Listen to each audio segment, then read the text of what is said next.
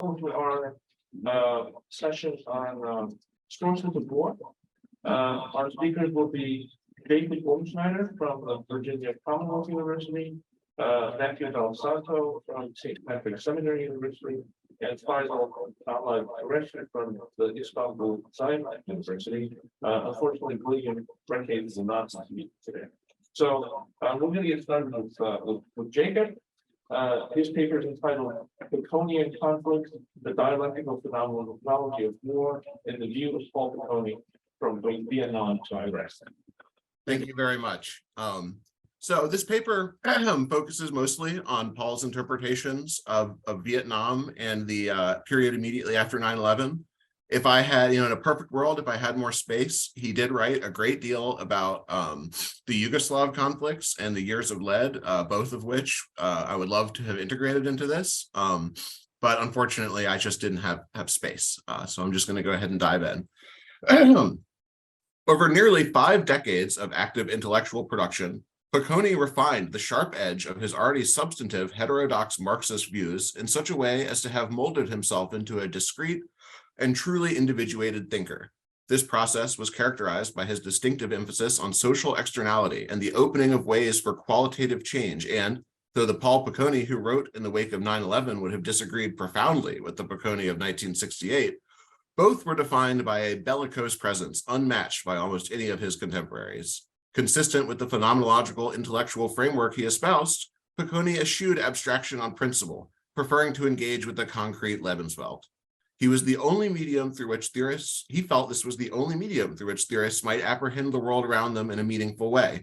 In this manner, Piccone engaged with wars and conflict, not via the platitudes of academic international relations, nor the crass Taylorism of the transnational business class, but instead using the language and evaluatory mechanisms of what he felt was a truly phenomenological Marxism, derived from an extraordinarily erudite and close reading of Husserl. To understand Piccone's view of the Vietnam War and the social disruption he felt, or indeed hoped, it might precipitate, it is necessary to first examine the basic character of his writing in the earliest issues of Telos.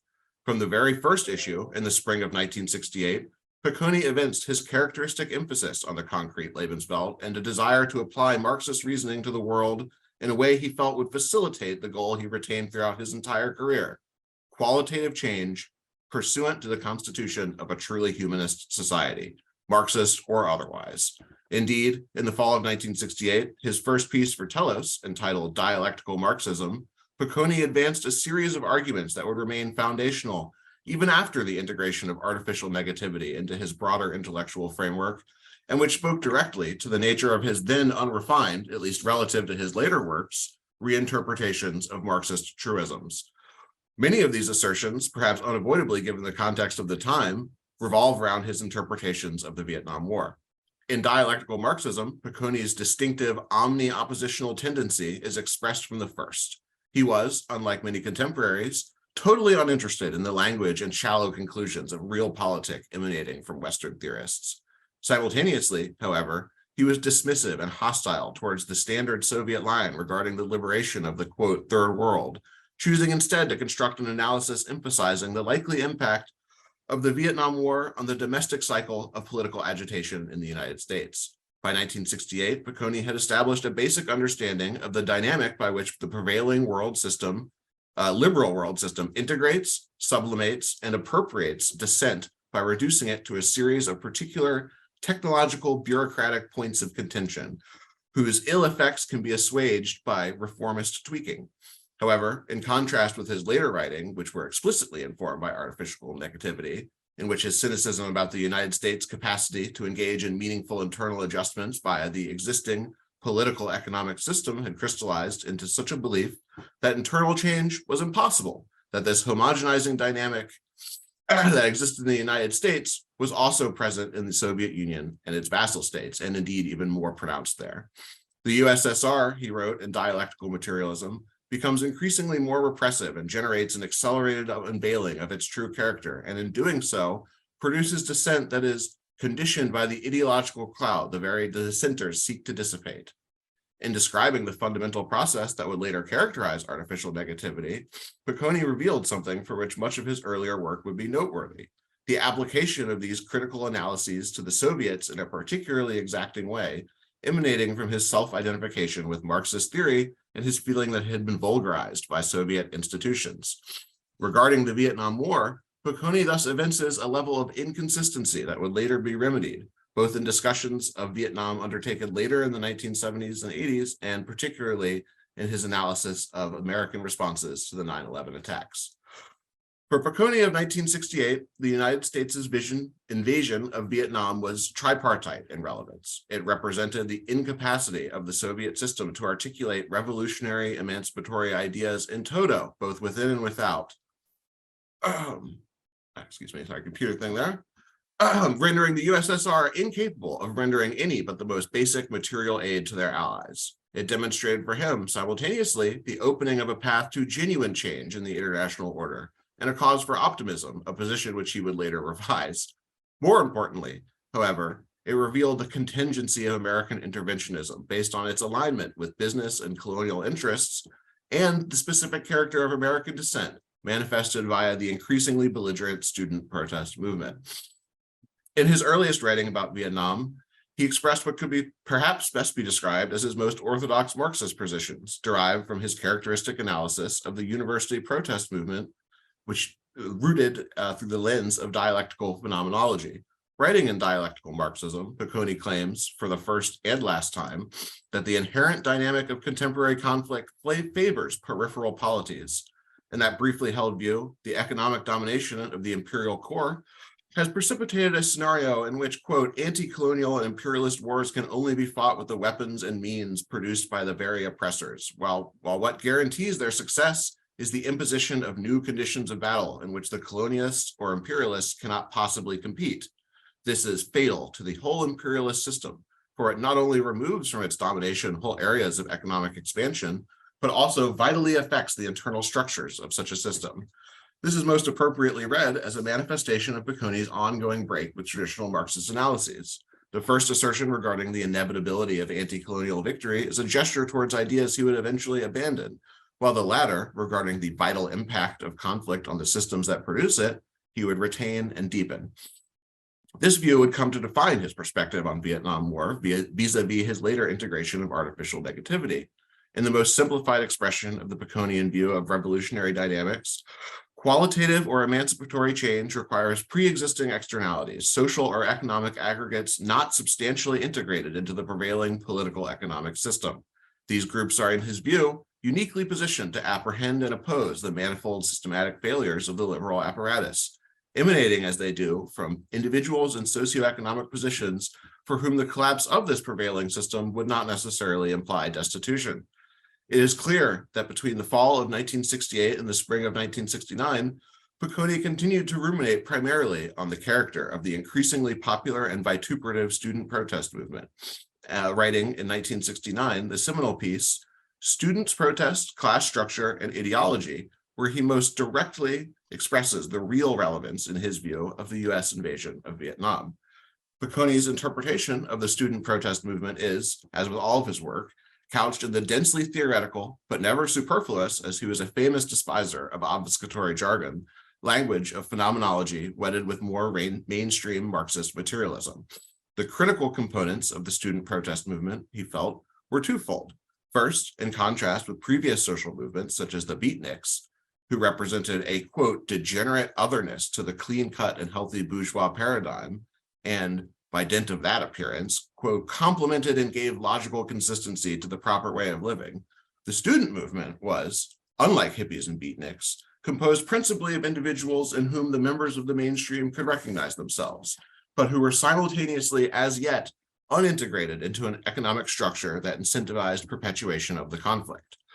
Students, Piccone notes, are expected to learn and think in order eventually to become active participants in society, and thus, when social contradictions become too blunt, as with the United States' involvement in a civil war such as Vietnam in support of an incompetent and corrupt government whose only asset is to favor American economic exploitation of their resources, students are the group most likely to rebel, since they have not yet been integrated into a society so committed and feel themselves free from the direct socioeconomic commitments that prevent other classes from undertaking any kind of sustained protest. though he goes on to qualify his description of the protests by acknowledging the degree to which they were often leveling specific criticisms regarding procedural inefficiencies, American but not Vietnamese deaths, things like that. He believed they constituted a break with a static political past wherein attempts to precipitate change via protest were necessarily destined to fail. Though, in his words, liberal democracies claim to be self-corrective and thus automatically receptive to all criticism, the United States had consistently proven itself to be self-corrective only in the details whose alteration leaves the socioeconomic structure unaltered, thus reducing all previous protest movements to mere sensational acoustic disturbances. The students, animated by genuine opposition to the political edifice that produced such bloody conflict, constituted one of the only groups who rejected outright all authoritarian institutions and were socioeconomically positioned to pursue the implications of that rejection. In the fall and spring of 1969, when the American industrial proletariat had long since ceased to be a progressive force, Piccone saw in student protesters a pathway to the qualitative change that was his life's work, but also perceived the likelihood that such a path would be closed by institutions and by crass self-interest, concluding, if the university can be forced through direct student involvement to perform its manifest role of educating rather than indoctrinating and training, then the future remains open for the possible formation of the massive political movement without which no revolutionary changes are possible. By 2001, Piccone's revisionist Marxism, alloyed by phenomenology and an inchoate artificial negativity, had been transmuted into the distinctive scholarship for which he is known, too complex in its subtleties to explain in full. In short, by 2001, Piccone had converted, or perhaps returned, to Catholicism, and had long since begun to evince what many Telos contributors, fiercely in some editorial exchanges from the 80s and 90s, felt were conservative or even reactionary sentiments. He had developed a model predicated on a phenomenological application of artificial negativity to rationalizing, homogenizing processes undertaken by liberal democracies in the final decade of the 20th century, with what he called the computerized Stalinism of the USSR, exerting in the wake of its collapse a very different kind of pressure on the international order than it once had.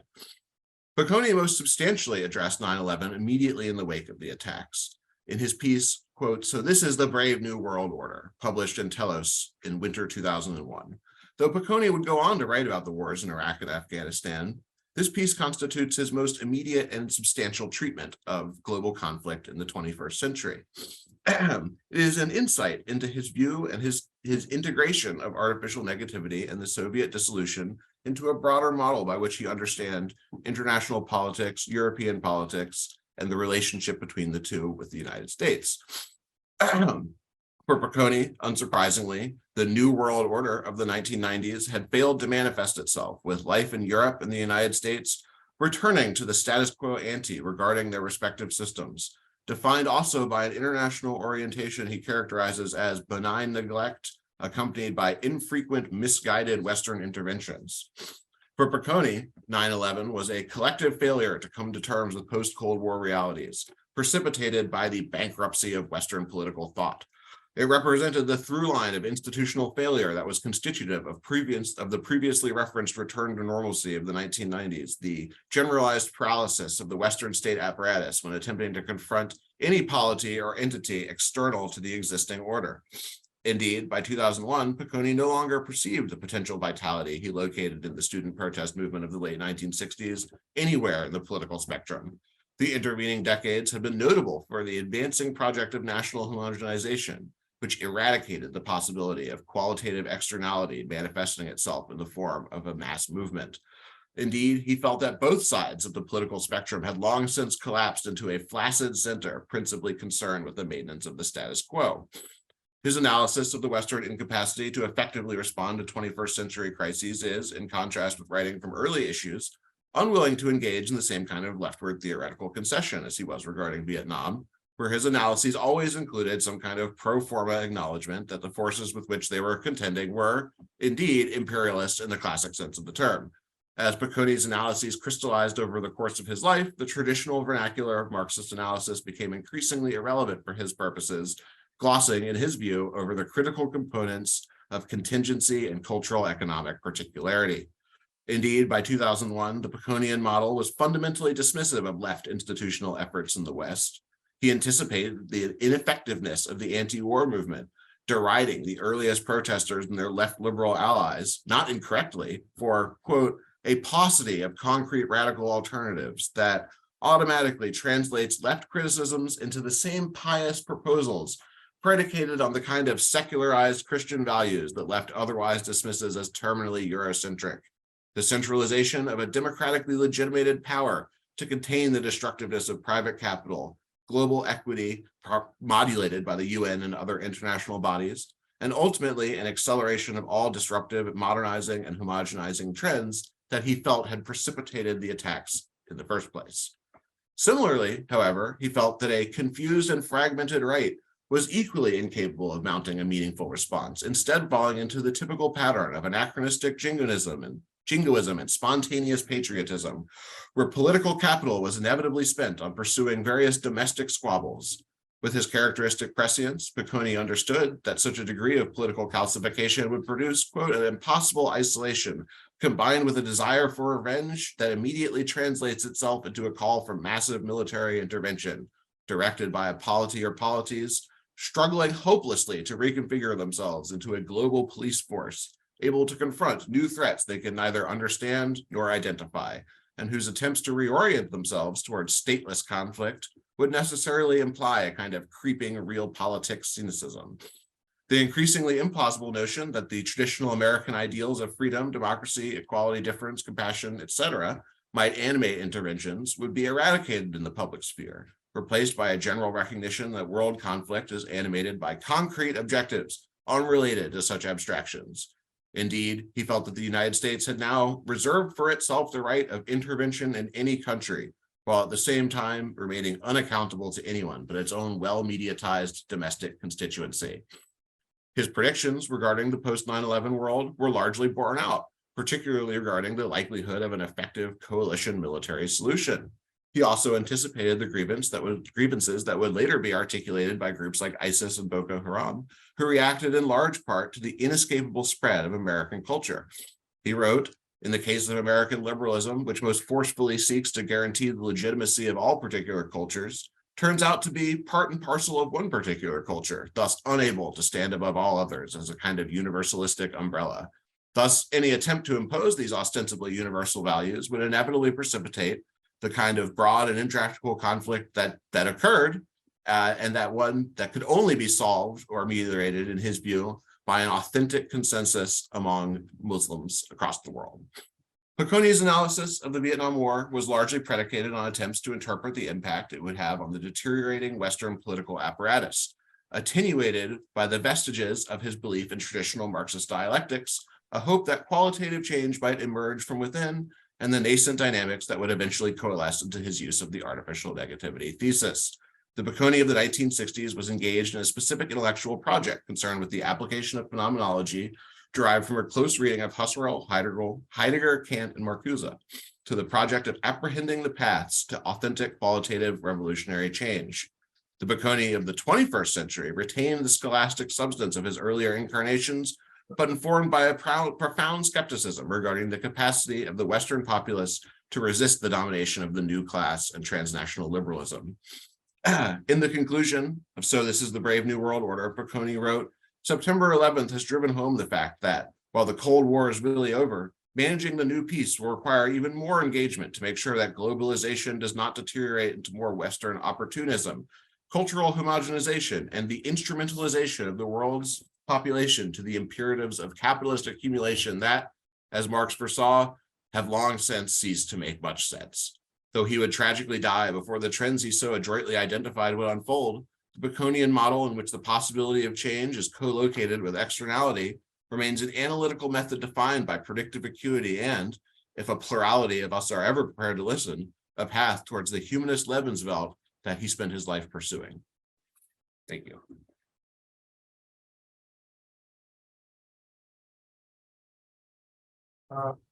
Yeah, we can take one or two questions right now. Jacob. I'm sorry, I can't hear you. I just hear an echo. Hello? You hear me now?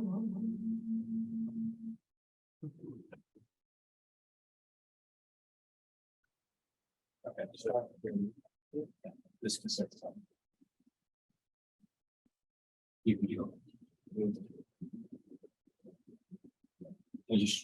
Hello, do you hear me? Yeah, yes.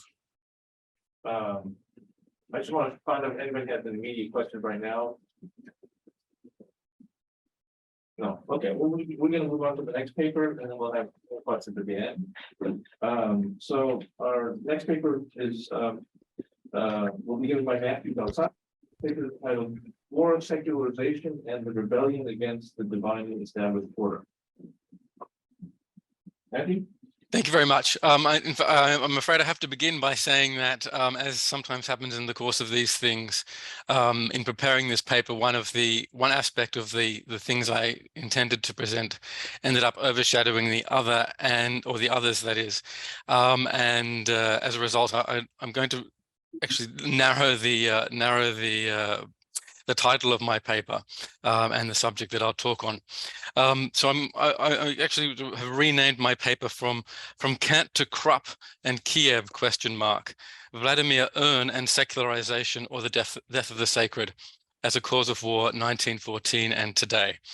And rather than sort of the discussion of some of the papal magisterium from the beginning of the 20th century on the causes of war, I'm going to shoot straight to a discussion of the Russian philosopher Vladimir Ern, or Ern's 1914 essay from Kant to Krupp, to look at, to discuss, for the sake of those who don't know Ern's argument, Ern's representation of the properly Kantian origins of the First World War. Ern's representation, therefore, of the First World War, of the Great War, as a properly ideational contest between the secularizing alogism of Wilhelmine Germany and the still sacred logism of the Christian Platonic public philosophy, or culture, rather, of Russia. And then in the final section, I will turn to a discussion of whether the current Ukraine war can be considered through Ern's anti-Kantian lens. Was the Great War, the First World War, as it were, the Urkrieg of modern warfare, in as much as providing, in terms of the secularization, the deontolization, that is, of the world that, according to Ern, lies at its origins. And so with that, I will cut straight to Ern. And our argument begins somewhat over 100 years ago in a public lecture hall in Moscow in 1914. On the 6th of October that year, less than a month after the humiliating war sting of the Tsar's army by the Kaiser's much smaller forces in the forests and swamps of East Prussia, a young Russian philosopher by the name of Vladimir Ern addressed a meeting of the Moscow Religious Philosophical Society. Born in modern Tbilisi in 1882 to a mixed Russian-Swedish family, Ern, and I think I'll just call him Ern from this point on, had been raised a devout Orthodox Christian and was recently returned to the Russian Empire after a number of years in Italy. He was both a Slavophile and an expert in the thought of the Italian Catholic priest and philosopher Antonio Rosmini. Despite his relatively young age, Ern was an increasingly prominent and promising member of the circle of public intellectuals who were both critical of Russia's ruling autocracy and Russia's, by convention, radically atheist intelligentsia. He counted among his friends and associates such better-known figures as Nikolai Berdyaev and Sergei Bulgakov. When Ern rose to address the Moscow Religious Philosophical Society in October 1914, the title of his paper was From Kant to Krupp, and its subject, what he believed to be the properly ideational causes of what was not yet called the Great War, but whose immense world historical significance Ern and many others already saw. To the consternation, however, of his deeply Kantian and idealist audience in Moscow, Ern's argument was simply that at the origins of the Great War and of the destructive power of the German war machine, terrifyingly visible at either end of Europe, was the philosophy of the Prussian philosopher of the Enlightenment, Immanuel Kant. Anticipating in many ways the 20th century Swiss theologian Hans Urs von Balthasar's analysis of German culture, and the Italian philosopher of history Augusto del Noce's identification of the properly ideational nature of historical causation in the 20th century, Ern acknowledged Ern acknowledged what most of his audience still hoped to deny, namely that the great German culture, which represented the crown and summit of European civilization, and the culture of Wilhelmine Germany specifically, with its universities and concert halls, factories and railways, had brought the same European civilization of which it was the crown to the brink of destruction. For a symbol of this destruction, Ern chose the smouldering wreck of the great cathedral of Reims in northern France, reduced to rubble by the apparently unstoppable and all-destroying cannons of the Germans' arms manufacturer Krupp. And of course, the Reims Cathedral wasn't chosen at random. It was the traditional coronation cathedral of the kings of France and a potent symbol of the sacred. But if Germany, Wilhelmine Germany, the Second Reich, was destroying Europe, the question to Ern was why? What was driving this great people and this great and apparently humane culture to do this? His answer, far from the familiar one of Prussian militarism, was one that contained a radicalism of which Ern himself was aware, Kantian philosophy. I'm convinced, Ern told his audience, first that the violent uprising of Germanism was a foregone conclusion of Kantian analytics. I'm convinced, secondly, that the armaments of Krupp are full of the deepest philosophical meaning, and I'm convinced, thirdly, that the inner adhesion of the German soul to the philosophy of Kant fatally and inexorably comes together with the external adhesion of the same German soul to the armaments of Krupp. In short, Germany and German culture was to blame for the war, but not because, or at least not in the ultimate resort, the Kaiser and his ministers and generals had conceived all by themselves a plan for a nationalist imperialist war of expansion, and not because war and the preparation for war was the perennial preoccupation of the Prussian Junker class, or because Prussia, as it was famously quipped, was not a country with an army, but an army with a country. No, to Ern, properly speaking, the Kaiser and his generals had unleashed this destruction because they, like the rest of German culture in the main line of its development, had fallen prey to the errors inherent in the so-called transcendental philosophy of Kant. While the strict significance of Kant's doctrine is one thing in the history of philosophy, what it meant as the working out of the inner logic of Kantianism in German culture is another, and it was this working out in culture that preoccupied Ern. To Ern, Kant had achieved nothing less than the possibility for the final de-Hellenization, the final de-Platonization of European thought. And that de-Hellenization realized itself first and most perfectly in Wilhelmine Germany. After Kant, we might say, to rehearse a by now familiar story, but which Ern appears to have been among the first to sketch. Certainly his audience in Moscow heard him as saying something shocking and new. Nothing is any longer real in itself, enjoying a meaning or logos inseparable from its own objective essence, substance or nature.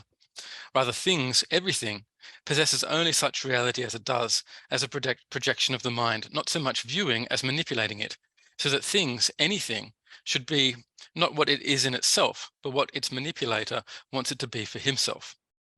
This is what made Kantianism and the rise of a Kantian public philosophical hegemony in Wilhelmine Germany an event of immense theological significance for all Europe, says Ern, a significance which, properly speaking, the Great War had merely revealed rather than founded. As Ern put it, the Kantian fixation on the power and capacity of reason was an event of extreme religious significance. Everything historical and traditional, everything instinctive and natural, everything inspired and blessed, for this very reason was in principle cancelled in its very meaning and underlying significance, as it came under the control and heavy hand of phenomenalist first principles. According to Ern, these fundamental principles became the indestructible axis of the whole later movement of German thought. From Kant through Fichte and Hegel, there ran, notwithstanding the Platonizing counter-influence of Schelling, whom nobody listened to, Ern lamented, a direct line not only to Nietzschean philosophical nihilism and its death of God, but more importantly for Ern's immediate purposes, to a subtler and apparently more innocent and altogether more familiar death of the sacred. If all external experience, reasoned Ern, is reduced to phenomenology, then holiness, authentic ontologically founded righteousness, and divine providence are all inevitably driven from history. But such an advance in human rationality is only apparently less nihilistic than Nietzsche's conclusion, Ern insisted, for the Kantian-style death of the sacred is in fact inseparable from both the astonishing flower of the technical sciences in Wilhelmine Germany before the outbreak of the war, and afterwards from the exceptional prowess of the Wilhelmine war machine in Earn's own day. For these reasons, said Earn, the line from Kant's empty categorism to the energetic industrial, scientific, philosophical exertion of the German nation is obvious. So too, according to Earn, was the line from Kantianism to militarism, symbolized in the weapons produced by Friedrich Krupp, AG, the generational supplier of arms to the Kingdom of Prussia and afterwards the Second Reich in Essen. Hence, Earn declared that if German militarism is the natural brainchild of Kantian phenomenalism, collectively realized in the course of history, then the armaments of Krupp are the natural brainchild of German militarism. The size, sophistication, and unmatched destructive power set Krupp's weapons apart as a realization of Germany's Kantian spirit. The arms of Krupp are without doubt the pinnacle of German industrial prowess. If we look at their material, their very construction is revealed of being of immense delicacy and intricacy, and if it is possible to say so, of condensed intellectuality. An extreme and unprecedented development of physics, mechanics, mathematics, and engineering would be required to create such instruments of extermination. Through Krupp, Earn argued, Kant's secularization of the world had induced the leadership of the Wilhelmine Reich into a psychosis of hegemony. For it was not only that Krupp's weapons engineers realized the fundamental ontological indeterminacy of things in front of them, and then maximized their destructive potential without regard to the inherent logos or meaning of those weapons' constituent parts, or the human bodies or cultural monuments that they would be unleashed against. It was that, together with the acknowledged supremacy of German science, industry, and philosophy, Krupp's very demonstrable success had induced the Wilhelmine Reich into a psychosis of Germany, in the sense that world domination was considered as being a real possibility within its grasp. So says Earn, historically, the theoretical death of God, as the a priori and generally necessary principle of all German knowledge, leads to the subsequent mastery of force and power, to the great dream of world mastery and the conquest of all earthly kingdoms, and the accumulation of all earthly wealth in German hands. And yet Earn went even further than this. The poisoned well of Kantianism, said Earn, not only held up the achievement of world hegemony as a technical possibility for Wilhelmine Germany, it presented it, moreover, as a necessity, not only for Germany, but for the world's own self-realization. Germany must seize the world, like a menu card for the greatest feast the world had ever seen, because it was the nature of the world to possess only such being or substance as given it by the Kantian subject for the sake of himself. Thus, to Kant's assassination of the truly existent, thanks to Kant's assassination of the truly existent, argued Earn, in the German mind, all ontological prohibitions, all higher meaning, had been lifted from the world, and the geographical map of the earth now presented the German nation with an enormous tempting menu card of an unprecedented and unheard of feast. The rise of Germanism as the armed conquest of the whole world, as a coercive world hegemony, manu militari, is rooted in this way, in the depths of the phenomenalist principle, established in the first edition of the Critique of Pure Reason. In short, under the tutelage of Kant, the world had ceased to be a gift, becoming for Wilhelmine Germany an empty sign, an unlimited reservoir of potential power, one that not only invited but demanded possession, indeed constant violent ravishing by the reviewing and manipulating Kantian subject, for the sake not only of the subject's realization, but also of the world's. The sexual undertones, I think, are deliberate. Earn knew what he was saying when he told his audience that Krupp's gigantic guns should be regarded as the purest essence of scientifically and technically organized being for itself. The world had been reduced to human life in the world had been reduced to a kind of rape that, like all rape probably, was only an extension of masturbation, a brutalizing grooming of the subject's ego, justified by the claim that the world needed such brutalizing by just this Kantian subject in order to become itself, and indeed in order to be, in fact, anything at all. Apart from this realized order of instrumentalized Kantianism, the world was nothing. So in order to sum up, therefore, and to conclude with a final pithy quotation from Earn, Kant is the most characteristic and original moment. Kant, in the most characteristic and original moments of his philosophy, dialectically posited Krupp, and Krupp, in his most wondrous creations, gives the material expression of the phenomenalist fundaments of Kantian philosophy. But as to the Great War itself, Owen went on to argue, therefore, in a string of other wartime publications, that the Great War was at its crux an ideational confrontation between Germany and Russia. Not between Germany and the Western powers, but properly between Germany and Russia, between the proud material and exterior idea of Germany and the humble spiritual and interior idea of Russia. To Owen, whose biography had been very far from that of an uncritical cheerleader of the autocracy, indeed the first act in his public life had been to organize at the age of 23 a society of Christian struggle to help overthrow the autocracy during the revolution of 1905. This was not a question of a chauvinistic confrontation of nationalisms, but a clash of nations serving in a real sense, in his view, as the vehicle of or medium for opposing philosophical and therefore theological principles. Opposed to the realized Kantianism of Wilhelmine Germany was less the autocratic Russian Tsardom as such than the profoundly under-Kantianized, essentially Christian Platonic culture of Orthodox Rus. The Great War was therefore, as Owen explained, a contest between the brutalizing because secularizing, in the manner already described, violence of the Wilhelmine war machine, and the still at least potentially fruitful creative logism of Russia's Orthodox Christian Platonic culture, with its fundamental apperception of the world as gift, meaningly created as a hierarchy of logoi, by a logos that transcends without negating the world as seen and experienced by the philosopher, engineer, or scientist. On the outcome of this contest depended, believed Owen, the future health and fruitfulness of European civilization. That was why a Russian victory was necessary not only for Russia, he thought, but also for Europe, including Germany. But despite popular misrepresentation to the contrary, Owen, not being motivated, as we have seen, by chauvinist nationalism as such, did not look for the downfall of Germany, but its liberation from the deadening hand of Kantianism, a liberation that would, he hoped, bring about the renewal of that other line of Germany's cultural development that Kantian phenomenalism had crowded out, the line that went from the medieval German mystics via the great German composers to Goethe, Schiller, Novalis, and Schelling. As we all know, of course, that didn't happen. The logism of Christian Platonic Russia did not emerge victorious and vindicated from the war, but was utterly discredited through the prior victory on the home front of two ideational imports from Wilhelmine Germany. First, Kant himself in the Revolution of February 1917, and then Marx in the Revolution of October. And yet we also know that Wilhelmine Germany didn't emerge victorious either. So was Owen wrong about the true crux of the Great War as lying in a contest between Russia and Germany, Christian Platonic logism, and secularizing Kantian phenomenalism?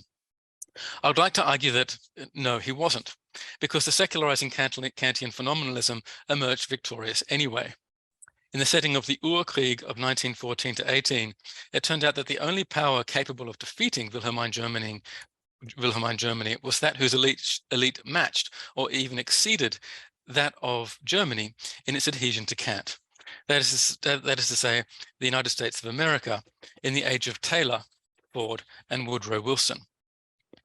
From this angle, the Great War became a battle for the succession to the throne of Kantianism, a contest between the two leading exponents of Kant's method for all that could be extrapolated from it along the axis sketched by Owen, both technically, scientifically, and culturally, theologically. Not for nothing was America the second home after Germany of liberal Protestantism, where Harnack's de-Hellenized kerygma was first realized as a lived mainline church movement. As the greatest of Wilhelmine Germany's liberal theologians, Adolf von Harnack, put it, geographically, America is for us, among the civilized countries, the most distant. Intellectually and spiritually, however, it is the closest and most like us. Similarly, perhaps, a direct ideational line, that of a perfectly applied technical Kantianism, runs from the destruction of Reims Cathedral to the obliteration of Hiroshima and Nagasaki. In our own day, it would be an exaggeration, perhaps, to say that the Ukraine War represents the resumption of the contest between Kantianism and the Christian Platonism that Owen believed he saw in 1914, with the United States playing this time round the role of Wilhelmine Germany. But it would perhaps only be a slight one. Certainly, it's a curious fact that as a result of the 6 rounds of NATO expansion that have taken place since the end of the Cold War, the United States has extended the sway of its alliance system to cover an area of Eastern Europe strikingly close to that dominated by 1918 by Wilhelmine Germany at the height of its Eastern victories, including Poland, the United States, Bulgaria, Romania, and de facto now, of course, Ukraine. So why has the United States invested so much effort in the expansion of its influence in Eastern Europe? The answer I want to suggest here is that just as much as the superiority of German culture, science, and industry seem not only to offer Wilhelmine Germany the possibility of achieving a militarized global hegemony, but to demand that the same Germany realize that domination for the sake of affirming the reality not only of itself, but also of the world that it was called to instrumentalize. So the hardly less perfectly Kantian spirit of the elite culture of the United States experiences in the superiority of its own cultural, scientific, and industrial resources, not only an invitation, but a scarcely resistible impulse to maximize the worldwide sum of its influence and power. And this even in regard to countries and regions of marginal direct significance to the security of its core territories, or the core territories of its original significant allies. As Gregory of Nyssa, a 4th century bishop and theologian and one of the founding fathers of the Eastern Church's Orthodox Christian Platonism observed 17 centuries ago, it is a rule of logic as that which is bounded. It's a rule of logic that as that which is bounded is always less than the nature which bounds it, it would follow that the superiority of what does the bounding would have to be conceded. And it seems that this is what the West on a map of Europe will never accept, that its own idea, for thoroughly Kantian reasons, can ever be limited, and certainly not by the Christian Platonism that was discredited a century ago by the internal collapse it suffered in the middle of its contest with Wilhelmine Germany. Nothing superior to the perfectly Kantian Western subject can be permitted to exist, and it was this feature of the death of the sacred, of the secularization of the European, and especially first the German and then later the American mind, which earned grasp in 1914, that makes, I would argue, secularization the primary acknowledged cause of warfare in contemporary Europe. Indeed, as if to prove Ernst's point, the United States and the EU, whose rounds of expansion in Eastern Europe mostly mirror those of its close partner NATO, have together mastered the art of presenting their expansion as a form of ontological charity. Only if a given country is promised inclusion in Western institutions, and only from such time as it is actually included in them, will real life, the possibility of living life as it is supposed to be lived, thanks to the arrival of the actualizing power of the Western subject, be recognized as having been inaugurated. Thus, the question of joining the European Association Agreement in 1914 becomes not just a question of joining a trading bloc, but a choice between Kantian truth and some sort of admittedly bastardized Christian Platonism embodied in Russia. And thus, the great lie which derives directly from the alogism of the West Kantian style elimination of the sacred is that only Western expansion makes those people that are both the subject and object of this expansion truly human. And it is a lie because it is precisely the alogism of the Western development that cancels, to use a term of Ernst, in those societies, including Ukraine. Hello? Yes, you run out of time. Oh, okay, I'll wrap it up. The cancellation in those societies, everything historical and traditional, everything instinctive and natural, everything inspired and blessed, which is to say everything that is truly and intrinsically for itself and not the instrumentalizing Kantian subject, human.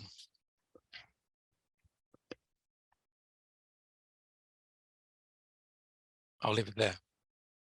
Thank you very much. So I guess in the interest of time, we're gonna move on to the final paper, and then we'll take questions for all papers at the end. So our final paper is by Faisal Ahmad Qureshi, and it's entitled "Modern War as Race Ipsa Loquitur." So please go ahead. Am I audible? Yes. Yes. Yeah. Greetings of peace, Telos, hosts, and audience. It's my pleasure to be called for again a second time for an academic exchange on the subject of war. So for most, philosophers, thinkers, academics, the issue is all about how war fares and its warfare and war enterprise. For others, it's an anathema of last resort. For that matter, the governance and peace fare over the warfare. So let's take a given equation, that is the reality as it has actualized, transpired, and passed historically and spatially, like temporally and spatially. So my subject matter is modern war as res ipsa loquitur. So simplifying, deconstructing it is accidents and negligence in the war strategies and the intercoherence. So let's take Iraq as a use case of res ipsa loquitur, that is, so I'll say RIL. So a larger understanding among the decision-making section of the Western security circles is that it was a mistake to fight the Saddam regime hitherto. So was it an RIL? Yes. Negligence, and then you have the result, spillovers all over the region. And so now I think it's no turning back now of the instability that incepted with the Iraqi catastrophe. So same juxtapositioning of the democratic Western liberal idea and the self-righteousness that emerged out of it. RIL can be seen also in the Afghan case too, and in emerging phase in countries like Turkey. Very stable, but spillover has affected them, and even Pakistan. So neither America found WMDs in Iraq, nor they managed annihilation of what they sought, nor did they. The war on terror, I think it, as America thought, it can check the, Islamic extremism to an extent. It has, it's not going that way. So I think it was, not a good decision to go in there. So what history taught United States and us as scholars and academics by now, a forever war, world called and uncalled for by even the US president, who I think Joe Biden. So forever war it is. The Islamic world as an enemy of the US isn't a good idea. When US got to deal with their real peer antithesis. Eschatologically, they are not Gogs and Magogs, not really for now.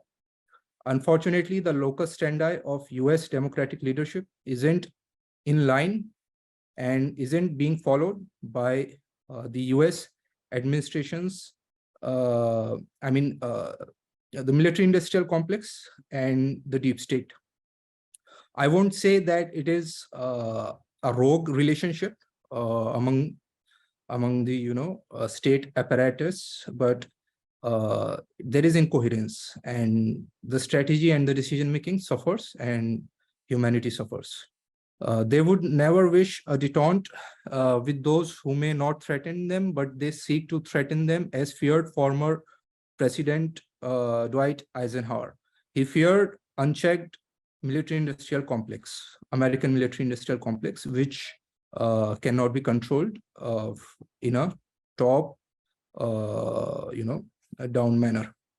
So what you have in the Middle East or West Asia and all over the world, in the name of war on terror, there is an anarchist caliphate and a decentralized theater waiting to take shape once global Zeitenwende takes an eschatological turn, well understood, well known by those who ought to know. Let's hope it's not the case of future, but has passed. So eschatology and military campaigns, it may sound very narrow, look very narrow, but enactments are not good. So Russia-Ukraine war, for that matter, let me come to it as well, could be like, compared to like the maybe it's like the 80s Iran-Iraq war, it was a zero-sum game war. I mean, nothing gained, nothing lost, only in terms of war strategies, but, lots of death and destruction of, property and loss of life. So that was a zero-sum game war. Or it could be, now coming back to the Russian, and the Ukrainian war, is it that Trojan theater that may lay the foundation of a World War III if Taiwan, situation it goes out of control in the future, as by 2027, Chinese PLA Centenary is, I think, is there. So, and it's upon the militaries to, who invest a lot of resources and energy in their command to, show their mettle in some way or the other. It's not a good thing. So may God forgive us for that, anything but in peace. Trojans are not mere mechanisms, mechanical or organic, but unseen too. For me, it all began with a transmutation of democracy, like liberal democracy, into a faith that ought to be spread like a missionary job, militarily over Christianity or Islam or Chinese value systems. I mean, East Asian value systems, or China, for example. Similarly, what Soviet Union thought and did, they were also ideological missionaries. And what was the result? They returned as from Afghanistan as an ideological fossil, Soviet Union. So now war, is it war a clash of will? I don't think so. That can be managed in politics. So you can manage war in politics, not necessarily a clash of will in the military realm. So let's understand a few things. Theopolitical eschatology, Western security strategy, and military-industrial, the relationship between military-industrial complex is quite complex, and God knows what's going on. So for example, Abraham Accords were brought in, and Oslo Accords were delegitimized. So the Israeli question is also very, in a hot spot now. So now, eschatologically, my own point of view is that Israel, the country, the nation state, or the, it's not a Zion inheritor. For, what I believe in that, Ben Israel, the children of Israel, and Ben Adam, the children of Adam, if you go into that theopolitical matters, they are distinct, they are not the same. So Zion is not, shouldn't be the Israeli Zionist enterprise. So all the people of Moses, the people of Ishmael, they have a right to be in peace. And even other part of the world, even in third world, second world, I don't think so it exists now. The boundaries are have blurred. So on China, it is an inward looking, but equally potent, civilizational state, as the US, which is in itself a phenomenal state. So there is a lesson in that for those who can think beyond civilization. Culture, myopic national entrapments. So fighting for civilizations or just culture and making it as your national interest alone is not a good thing. I mean, not a good idea. It costs a lot. So I have read about America. I have understood it as one among many, and but then they became only among many, as when the unipolar movement struck, according to the American strategists. Now it's back to the same one among many, multipolar scenario. So for peace, one among many, and for taking principles on which America stands, as it's in one God, we believe, as So now that this is my conclusion of my paper. So going back to the previous lecture that I was listening to, I was amazed by divinely established order and the Abrahamic perception about the US, Israel, and the Islamic world, and where China fits in. So it's good. So it's an interesting thing. Thank you so much. I conclude my talk. Thanks. Thank you very much. Can you hear me? Yeah. I can hear you. Yeah. So we can take questions then for any of the three speakers at this point. Andrew, and then Russell. Yeah. Thank you so much. So my question is, oh, sorry. Thank you. Thank you very much. My question is directed at Faisal, please. And I very much appreciate a number of things that you say, but I have a kind of a fundamental question about the stated theme of the talk, wanting to make sure that I understand the res ipsa loquitur, the thing speaks for itself.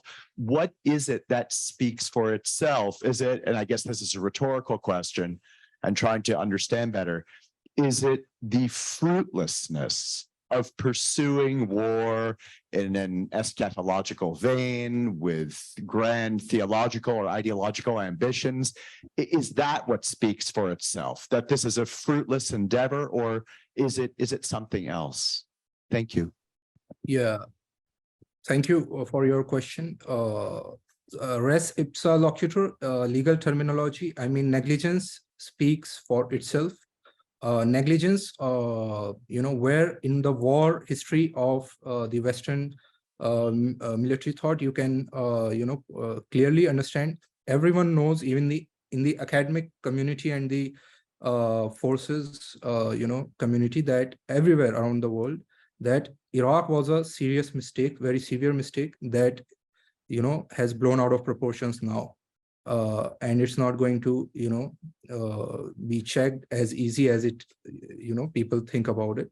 So now, so negligence is the essence of res ipsa loquitur. And negligence in war, not enactments, but war initiations. And enactments are adding fuel to the fire. So you enact something like I don't think so it will be good. It will be a good idea to relate to the Great Game. I don't believe in anything such as the Great Game, because every new decade a new equation emerges, and then nobody thought that China would become so powerful that in terms of all realms like politics, economics, and even cultural reckoning of their own. They have merged socialist principles with the free market, and look where they stand right now. You go there. I am in India. I check my second tier countries are second tier cities are, and Chinese second tier cities. China is an alien world for the Indians who are in the second tier cities. So this is the thing. I mean, war enactments are also, it's a dead end. So once you enact something, things are then totally, mollified by their own quintessentiality. So yeah, I hope that answers your question. It does. I understand much better what is being driven at now. Thank you very much. Right. Russell?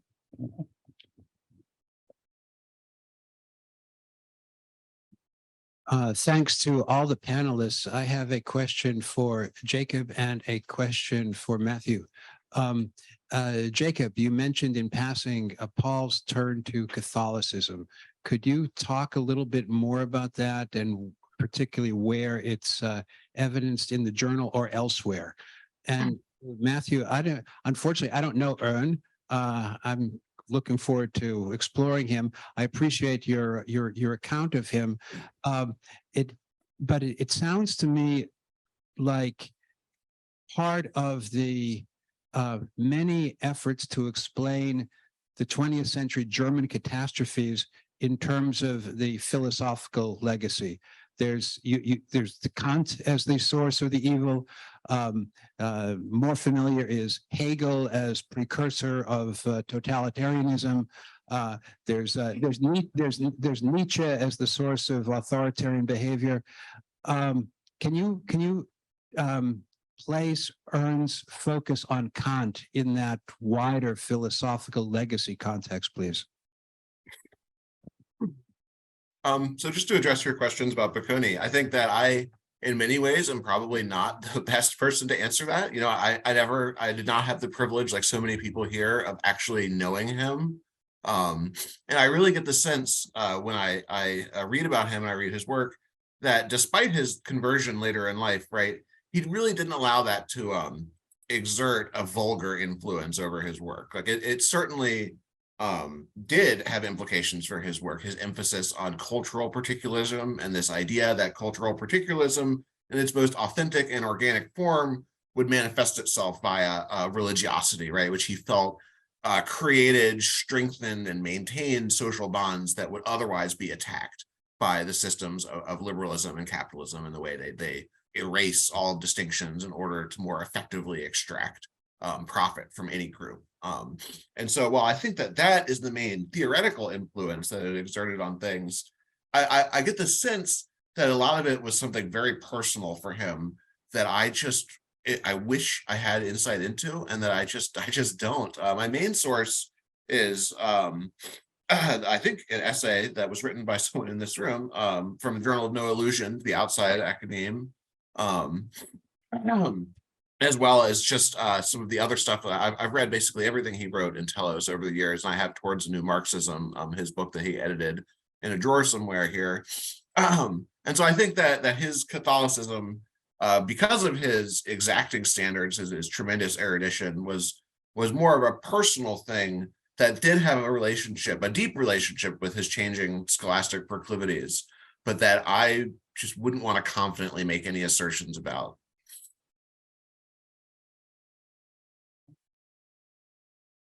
So, Matthew, do you want to respond? Sure. Yeah. Thanks, Russell, for that very thoughtful question. I think it's a really interesting question, and I think I would begin by pointing to the similarities between Ernst's analysis of the philosophical origins, if you like, of the German disaster already in 1914, and that developed, as I mentioned, in the 1920s and 30s by the great Swiss German Catholic theologian Hans-Urs von Balthasar. I don't think that it can be shown that Balthasar knew Ern, but he certainly recapitulates in 3 massive German volumes that have been untranslated German volumes, I should say, something at least of Ernst's itinerary from Kant to Krupp. And in that sense, given Balthasar's stature in the world of Catholic theology in the 20th century, I think his sort of identification or isolation of the Kantian origins of the German disaster would probably be more familiar in Catholic circles. And then certainly too, I think also another point of connection is the importance of both Goethe in Balthasar's alternative Germany, and the place in his Balthasar's theology, that is, of the Eastern Fathers, of precisely the kind of Christian Platonism that Ern believed was at stake in the Great War, in the First World War. And perhaps I think in that sense, I think the connecting thread between these 2 men is the other name I mentioned, Antonio Rosmini, who was the object of study of both Ern and Balthasar quite separately. I think from the point of view of its relationship to the 2 other genealogies or philosophical genealogies of the German disaster that you mentioned, the only argument in favor the Urnian Balthasarian one is that, you know, Kant being prior to and necessary for both Hegel and Nietzsche, you know, it probably you could argue that it gets it, you know, at the real source rather than kind of a derivative one. All right, thank you. But Joe. Yeah, my question is for Matthew also on Earn. Can you hear me? Yes, I can. Thank you. Yeah. Good. And it's somewhat related to Russell's question, but goes off into a different direction. And I think that Earn, although I appreciate, you know, the theological cultural argument of 1914 as related to the one that might be made today, right? I do get the impression, just from listening to you there, that Earn really needs historical contextualization to World War I when he's writing, because when you were reading, you were mentioning the statement here, it sounded to me to be a mirror image of what the German intellectuals were saying in the Manifesto of Intellectuals, including Thomas Mann, about the West, that they were fighting for higher culture, for religion, against the ideas of 1789. It was 1914, higher ideals, tradition, religion, against the secularization and materialism of the West. And that was all part, the West was doing the same thing about Germany and so on and so forth. So to what extent is Earn simply part of this intellectual mobilization that was taking place on all sides? Yeah, thank you. Sorry, I think that's actually a really fascinating question, and I would really like to, you know, I sort of envisage this as only the first attempt at a much bigger thesis, and what you've just outlined would it be absolutely essential to integrate into that. I think that what you say is important, because obviously one of the paradoxes of, you know, precisely this World War I is the subscription or the adhesion of you know, liberal Britain and France to the apparently Christian Platonic cause of Russia, and then on the other hand, the adhesion of Catholic Austria-Hungary to the apparently secularizing cause of Kantian Wilhelmine Germany, and so how these apparently conflicting philosophical commitments can be reconciled in the heart of an alliance system, and whether they can be sorted out into the kind of schematic ideational confrontation that Earn, or as you say, you know, the German Declaration sketches, is another question. But you know, appreciating the point you made, you know, and sort of you know, being very grateful for it. That's all I think I can really say at this point. But there is a genuine, you know, paradox, ideational behind the alliance systems of World War I that I think deserves a much lengthier passing. Good, thank you. I think that you.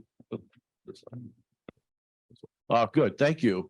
And I think when you explore that further, it might, I think, broaden the dimensions of your whole perspective. That's right. Yeah.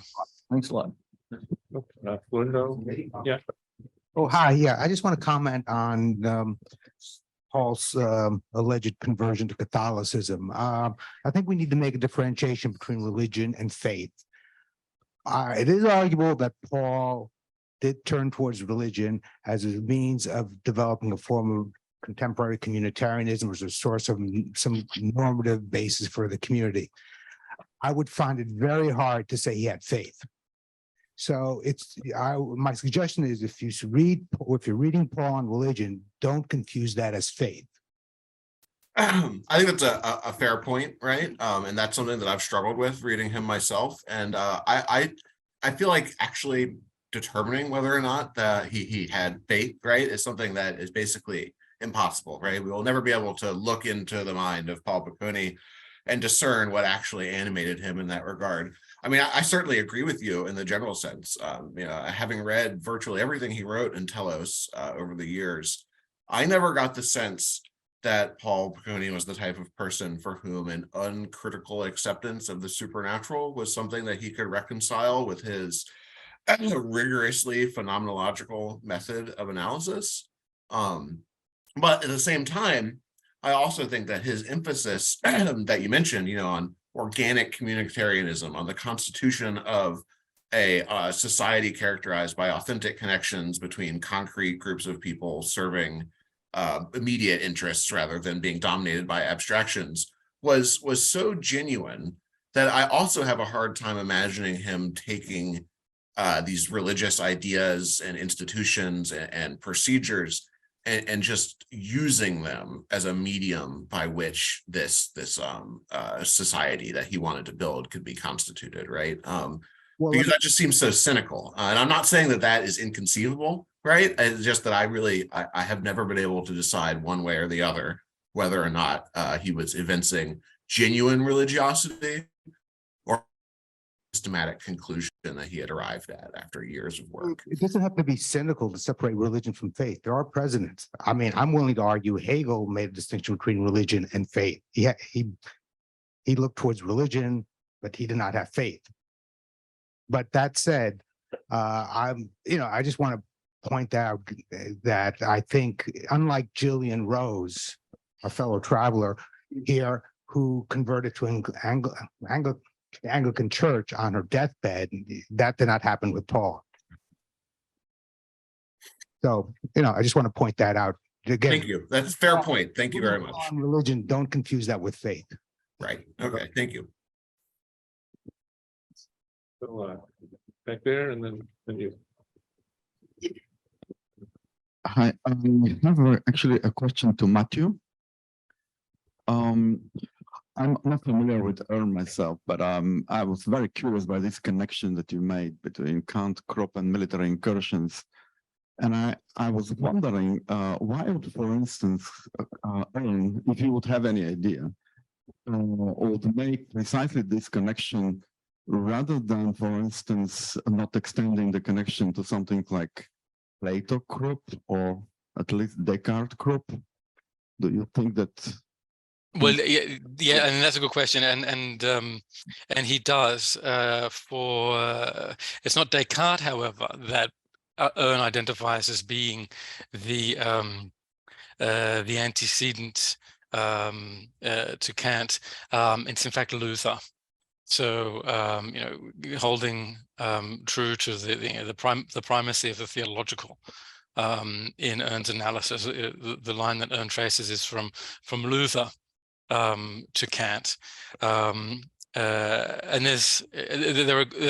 it makes a lot more sense if you read all of Earn's writings why he does that.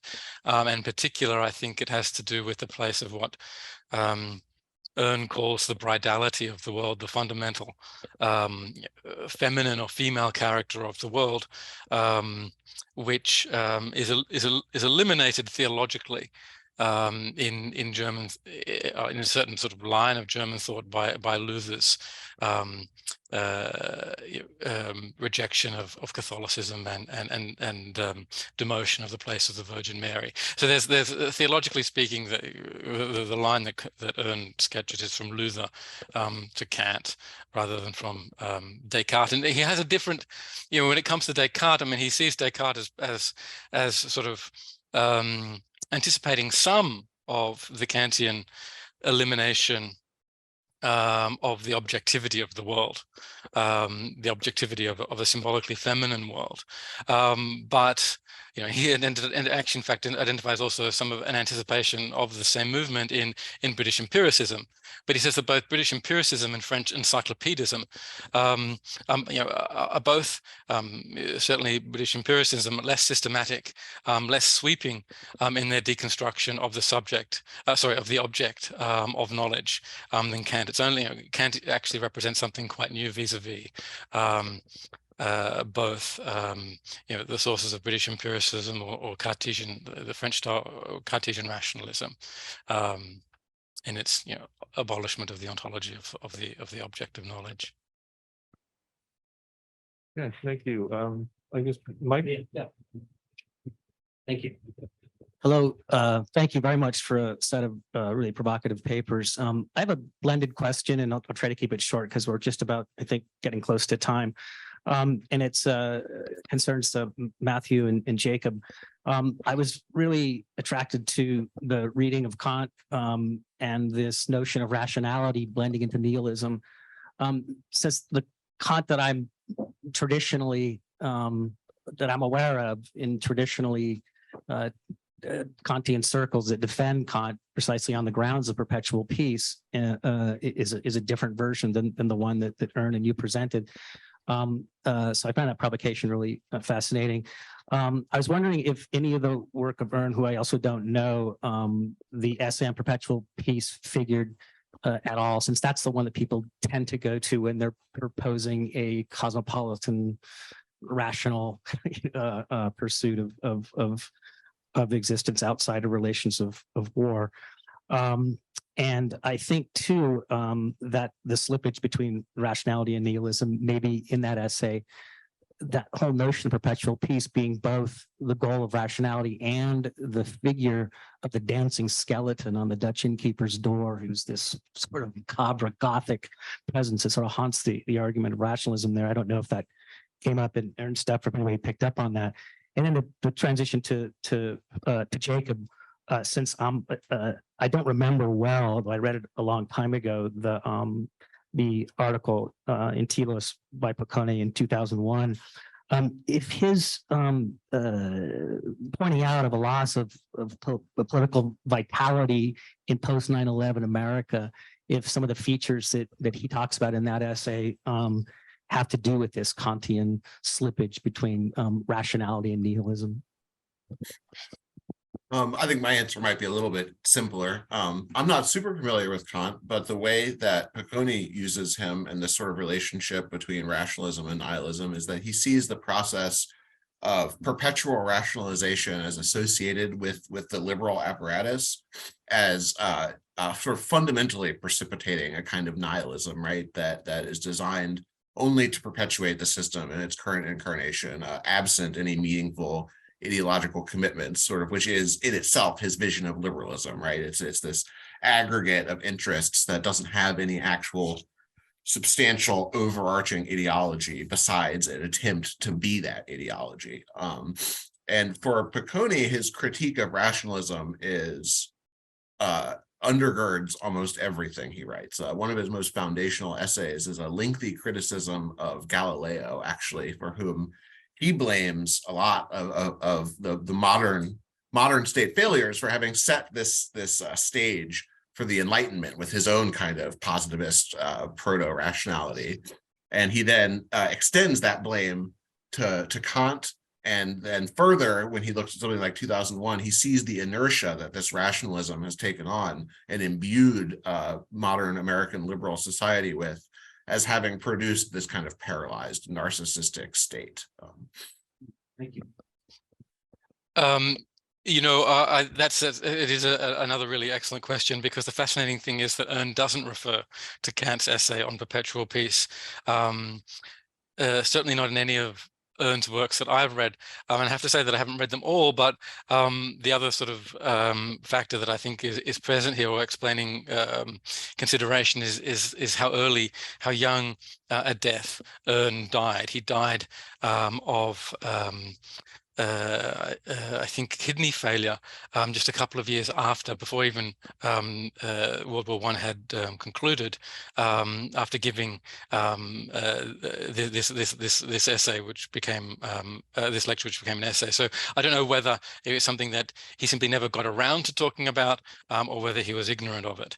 But as for the I guess what you sort of try to channel Ern, he would probably say that Kantianism as a source of perpetual peace, or rationality as a source of perpetual peace, is that's a rationality that can only be purchased at the price of a certain amount of violence against everything that Ern identified: tradition, religion, everything natural, inspired. What else was it? Blessed, instinctive, and that this violence is against all of those things is what gives rise to the kind of split we saw back in Ukraine itself in 2014 between part of a society that wanted to enter into this sort of Kantian style, rationality as peace, and another that was content actually with what was historical, traditional, instinctive and natural, etc. And moreover, I think the really actually truly fascinating thing, and I would have got to this had I not run out of time, is the violence perpetrated against the substance of Western civilization itself. And this is the elimination. Hearn identifies, I think, in a quite remarkable way already in 1914, the elimination of womanhood, of the female essence. As a result of the absolutizing of the masculine Kantian subject. And I think you only need to look around in our own society to see plenty of evidence of sort of the prescience of Ernst's diagnosis of that dimension of Kantianism. Thank you. Both great answers. Thanks.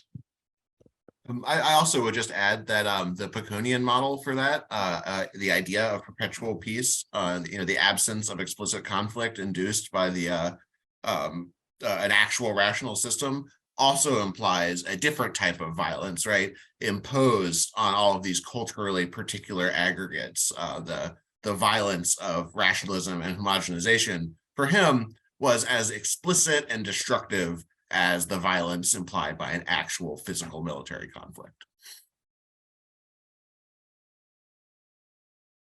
Okay, but we have no more questions. Thank you very much to all three speakers. And thanks for the questions. We have